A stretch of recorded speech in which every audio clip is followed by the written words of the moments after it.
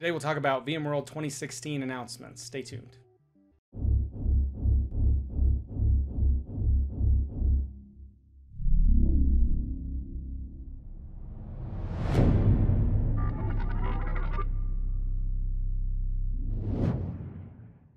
Welcome, Travis Lawrence with Arrow ECS. Today I thought we'd take a few minutes to talk about VMworld 2016. I've spoken with several of you about the conference and the overall vision that VMware has, and I wanted to touch base, just take a few minutes here and actually talk about what we saw in the general sessions and what I thought were the most important announcements, and then maybe where you can get some more information. So where you can find out, a little bit deeper dive into some of the topics that we'll discuss. I thought it was a great event. Pat Gelsinger got on stage for the keynote on the first day and talked a little bit about digital transformation. So as you can kind of see here, he assessed what VMware sees the workload kind of distribution as it stands today in 2016 and what that looks like and kind of how that affects their strategy. So you see a lot of companies still using what we call traditional IT versus the public cloud and private cloud kind of definition. So public cloud being obviously other cloud providers like Amazon, Google, Azure, what have you, and then private cloud being a more automated version of an on-premises infrastructure. So the customer still builds out their on-premises infrastructure.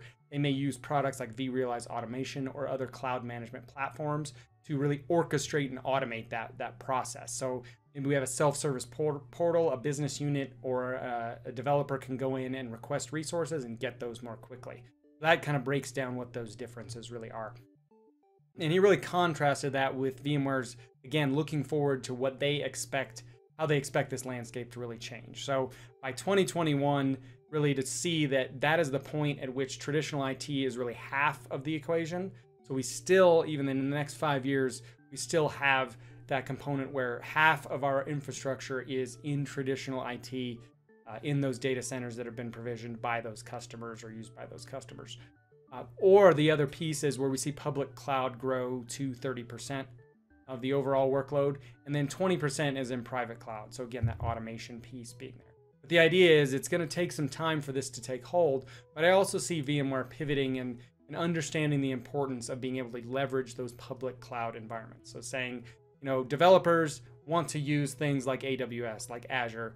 They may use vCloud Air as well, but how can VMware really be the glue and be the mechanism at which they really make those workloads portable? Because that's really the component that everyone's trying to reach and get to. Is it's great that we can, realize some cost savings with public cloud, but what about security? Pat really talked about, how we have freedom and control. So again, you want to be able to have the freedom for developers to go out and provision workloads quickly and get their job done, to iterate on the code that they have and to put those applications into QA and other dev test hands so they can get them running and they can iterate and really make that process happen more quickly. But IT itself really needs that control aspect of it. So we need to make sure that we have controls in place to do governance, to do security items, to be able to pass audits, to look at things that like HIPAA and PCI data and what have you there. So those are important items, and that's really this message was really around what VMware kind of focused on as we get into more some of the technical aspects of what they've been looking at. So here's some of the announcements. I'll get a bit into the ones that I think are important. So we'll talk about cross-cloud architecture and cross-cloud services, the kind of two pieces that fit together. Again, VMware provide these as a very early tech preview. They did a few demos in the session. As I mentioned, resource-wise, we'll talk about some resources at the end where you can get a little bit more information on this.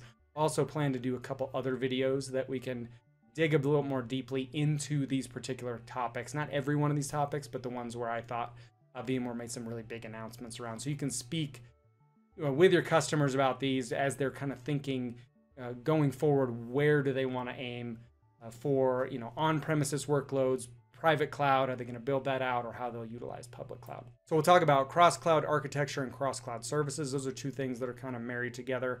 And then cloud foundation, which is the other piece that I think is fairly important. To touch on some of these other components, we do have some sessions that we've previously done, Kevin and I have done on Workspace ONE and kind of the digital workspace idea. So be on the lookout for those videos. You can see those in our various channels. Take a look at those if you're not familiar. VMware kind of reiterated and doubled down on those scenarios, saying we want to be able to provide applications to any device. So one cloud, any application, any device. I guess the messaging there would kind of changed into, you know, any cloud, any application, any device, and VMware is kind of the mechanism behind that.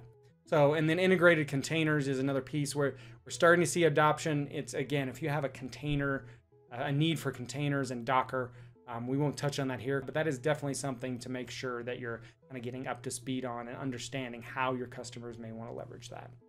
So overall, VMware's vision for 2016 hasn't changed a whole bunch, at least from the any device, any application perspective. Again, now instead of saying one cloud, any app, any device, it's more of a any cloud, any application, any device. And I think from a customer perspective and even a reseller perspective, that's kind of music to our ears, because we really want one of these technology providers to really solve that riddle of being able to say, I want to have control over my workloads to the point that I can have them in an on-premises environment.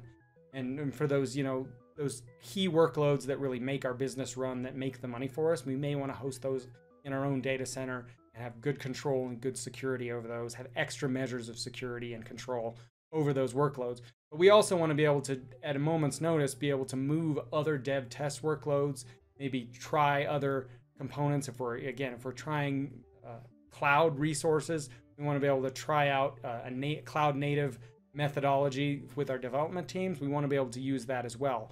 Or if we decide, you know, it's really more cost effective, we've solved our security issues that we have, and we have a service provider that can help us with that, we want to be able to move that workload into the cloud and not have to have this be, you know, a multiple year project with hundreds of thousands of dollars of engineering resources really tied to that.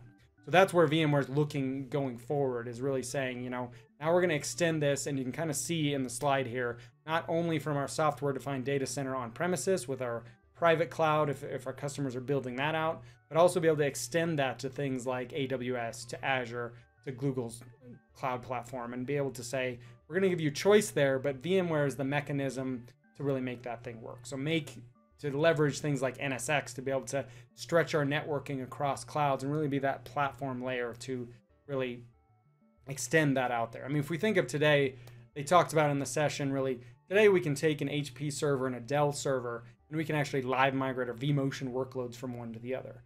Typically, we don't do that because we want to have light clusters, but the idea is that the underlying infrastructure is the same. We've got the same CPU set, we've got similar components, and VMware vSphere is actually abstracting that. Similarly with NSX, we can do the same thing, say, between a Brocade switch and an Arista switch. We're abstracting that underlying physical network component and bringing that logic, that software-defined networking component is the control plane that moves that data, and it has the intelligence inside of it.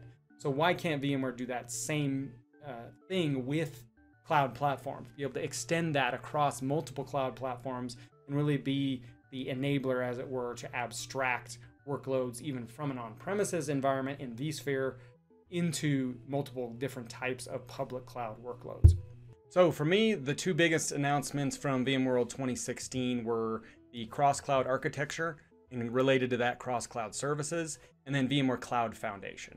So cross-cloud architecture is really the technology behind the components I've kind of been mentioning. So for VMware to really be the provider that allows us to make VM workloads portable. So they showed a great demo, and the general sessions and all the other VMworld sessions are actually available. You do a small registration, you can go actually see the full session. So I'd really recommend you dig into that.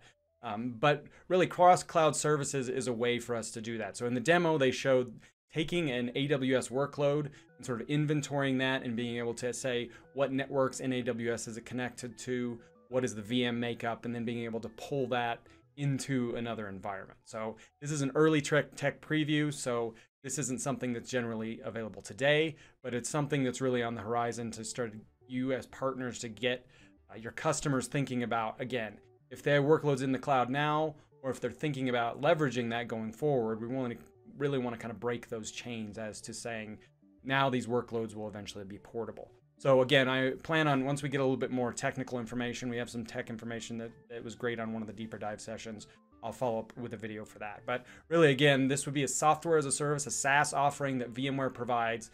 And then if you have customers that likely have a vSphere on-premises environment, they could move these workloads not only into places like vCloud Air, but also into AWS, into Azure. The other big announcement, again, was Cloud Foundation. So Cloud Foundation is really a way to shorten the process or the time it takes to deploy a private cloud.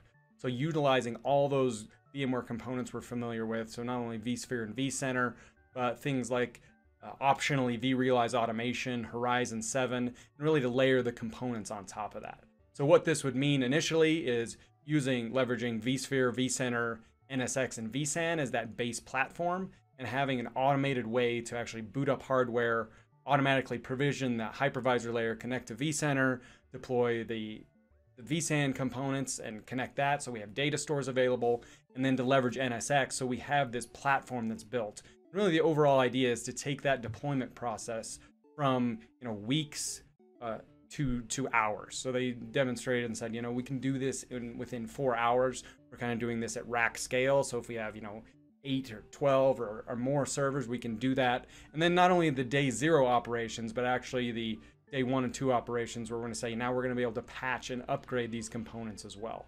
We've seen a lot of good activity around those customers, those resellers that have been able to help customers provision those private cloud components. And again, having more of a service catalog type environment where a developer or a business unit can go in and provision a virtual machine and get those test or dev resources or production resources that they need. But it also takes a lot of time and configuration to do that. So VMware's really taken those best practices and built those into Cloud Foundation. A product called SDDC Manager, Software Defined Data Center Manager, is kind of the core component of that.